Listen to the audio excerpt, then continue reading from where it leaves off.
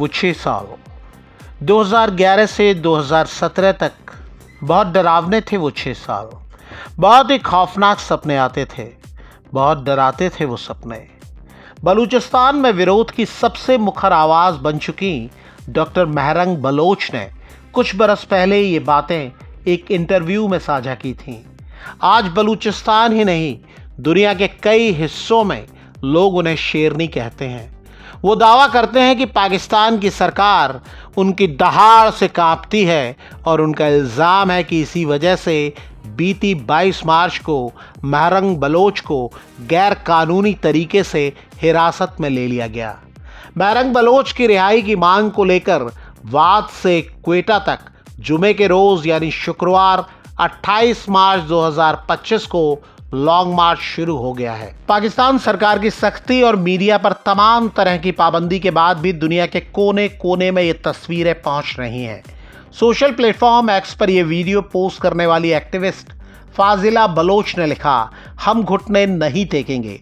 Pakistan, doctor Mahrang Bloch, सम्मीदीन और Vivo Bloch को रिहा करो। सम्मीदीन भी एक्टिविस्ट हैं। वो voice for Baloch missing persons की महासचिव हैं और महरंग बलोच के संगठन बलूच यकजेहती कमेटी यानी BYC से भी जुड़ी हुई हैं। ये संगठन इल्ज़ाम लगाते हैं कि पाकिस्तानी सरकार और सेना उनके संसाधनों को लूट रही है, उनकी ज़मीन पर बाहरी लोगों को बसाया जा रहा है, उनकी कल्चरल आइडेंटिटी को मिटाने की कोशिश हो रही है। डॉक्टर महरंग बलोच की पूरी कहानी हम आपको आगे बताएंगे, लेकिन पहले ये जान लीजिए कि बलूचिस्तान पाकिस्तान का सबसे बड़ा प्रांत है। ये पाकिस्तान के कुल भूभाग का 44% है, लेकिन यहाँ की आबादी महज 1.5 करोड़ है। बलूचिस्तान में सोना, तांबा, आयरन ओर, तेल और गैस की खदानें हैं, लेकिन फिर भी ये पाकिस्तान का सबसे पिछड़ा इलाका है। बलूचिस्तान के प्राकृतिक संसाधनों की कीमत $1 खरब से अधिक आंकी जाती है और इस पर चीन की नज़र है। ये हिस्सा चीन पाकिस्तान इकोनॉमिक कॉरिडोर यानी CPEC का अहम हिस्सा है। ग्वादर पोर्ट भी बलूचिस्तान में है, जिसे शिनजियांग से जोड़ने के लिए चीन बड़ी रकम खर्च कर चुका है। वो यहाँ सड़कें चौड़ी कर रहा है, हवाई सुविधा बहाल कर रहा है, जिसमें बलोच लोग बाधा डालते हैं। बलूचिस्तान की आज़ादी के लिए संघर्ष कर रही बलूचिस्तान लिबरेशन आर्मी यानी BLA ने बीती 11 मार्च को जाफर एक्सप्रेस नाम की ट्रेन को हाईजैक कर लिया था। तब बलूचिस्तान के संघर्ष की कहानी एक बार फिर प्रमुखता से दुनिया तक पहुंची। क्वेटा से पेशावर जा रही इस ट्रेन को घंटों के ऑपरेशन के बाद छुड़ाया जा सका।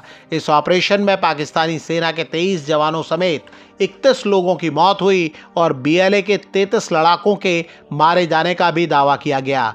बलूचिस्तान की आज़ादी के लिए लड़ने वाली BLA पर पाकिस्तान ने पाबंदी लगाई हुई है। बलोच लोगों का संघर्ष आज का नहीं है।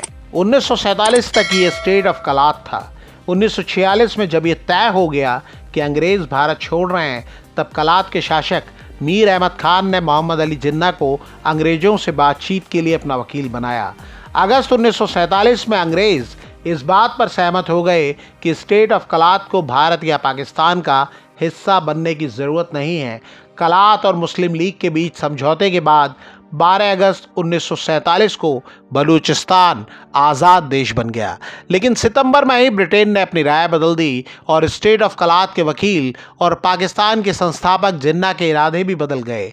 26 मार्च 1948 को पाकिस्तानी सेना वहां दाखिल हुई और 27 मार्च को बलूचिस्तान का पाकिस्तान में विलय करा दिया गया।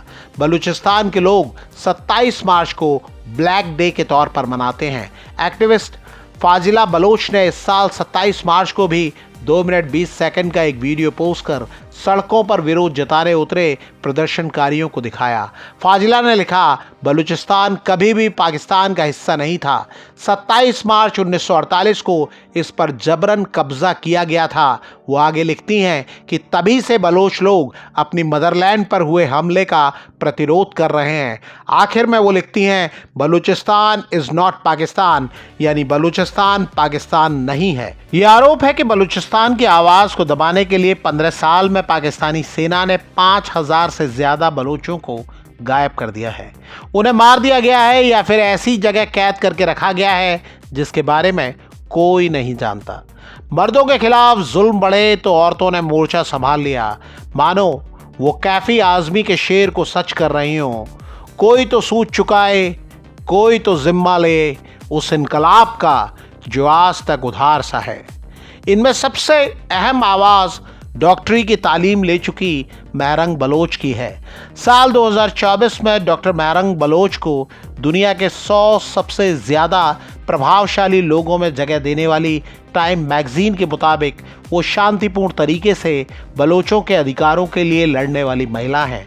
टाइम मैगजीन को उन्होंने बताया था कि पाकिस्तान में बलोचों की ज़िंदगी को लेकर कुछ भी तय नहीं है। डॉक्टर महरंग के पिता अब्दुल गफ्फार लैंगोब 2009 में गायब कर दिए गए थे। उनका शव 3 साल बाद लास बेला जिले में मिला था। इस वीडियो की शुरुआत में हमने जिस इंटरव्यू की बात की थी उसमें महरंग ने बताया था पिता की लाश देखने के बाद उन्हें लगा कि वो भी मर जाएं तो बेहतर होगा। डॉक्टर महरंग ने बताया कि उनकी पढ़ाई पूरी कराने में उनकी मां के गहने और कपड़े तक बिक गए। फिर एक दिन उनके भाई को भी किडनैप कर लिया गया।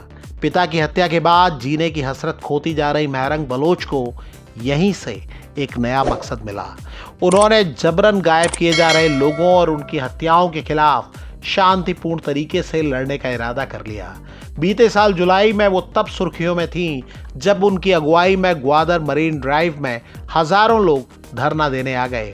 तब उन्होंने कहा था, आज एक जागरूक बलोच राष्ट्र यहाँ मौजूद है जो पूरी तरह जानता है कि उसका असली दुश्मन कौन है और कौन उनके संसाधनों का बेरहमी से शोषण कर रहा है। इस महीने की शुरुआत में उन्हें नोबेल शांति पुरस्कार के लिए नॉमिनेट किया गया।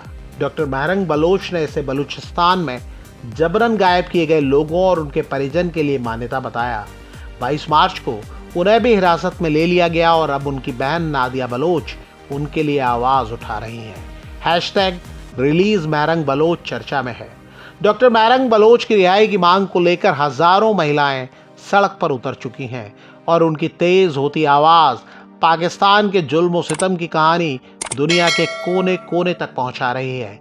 साथ ही ये सवाल पूछने वालों की संख्या भी बढ़ रही है कि पाकिस्तान कब तक जुल्म के जोर पर बलूचिस्तान की आज़ादी की आवाज को दबाएगा। और कई लोग जवाब साहिर लुधियानवी साहब के अंदाज में देते हैं, जुल्म फिर जुल्म है, बढ़ता है तो मिट जाता है।